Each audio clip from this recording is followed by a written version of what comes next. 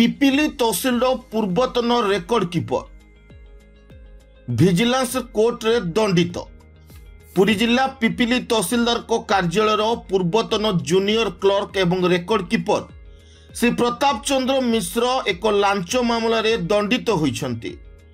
एक म्यूटेशन मामला रे प्रदान पाई अभियोगकारी लांच दाबी करबा एवं नेबा समय विजिलेंस हाथ में धरा पड़िथिले, जहाँकि धरा पड़िबा समय पिपिली तहसिल कार्यालय कर्मचारी मध्य आतंक देखा देइथिला।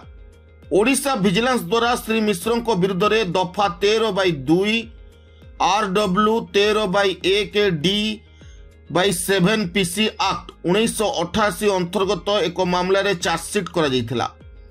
मान्यवर स्वतंत्र विचारपति विजिलेंस भुवनेश्वर द्वारा दोषी साब्यस्त करा जाई 3 वर्ष पई सश्रम कारादंड एवं जोरिमाना दंडित करा जाइछि।